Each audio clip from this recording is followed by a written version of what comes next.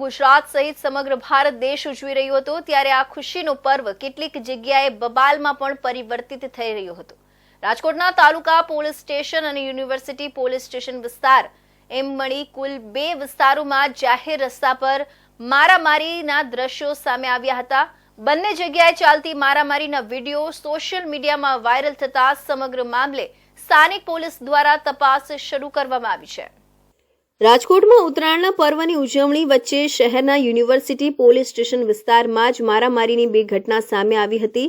પ્રથમ ઘટનામાં રાજકોટ શહેરના યુનિવર્સિટી રોડ પર આવેલા આકાશવાણી ચોક ખાતે ભગતસિંહ ગાર્ડન પાસે ઠાકરધણી ચાની હોટલ ખાતે બપોરના 2 વાગ્યાની આસપાસ 10 થી 12 લોકો આવી એકબીજા સાથે વાતચીત કરી રહ્યા હતા.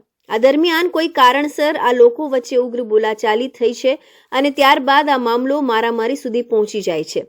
આ ઘટનામાં એક યુવક છરી ઉગામી ધમકાવતો પણ જોવા મળ્યો હતો, જેથી આ મામલો વધુ બીચકતા એકબીજા પર છૂટા હાથની મારામારી તેમજ ધોકા, પાઇપ અને ચા બનાવવાના તવીથા ઉગામી તથા ખુરશીના છૂટા ઘા મારી જાહેરમાં મારામારી કરતા જોવા મળ્યા હતા.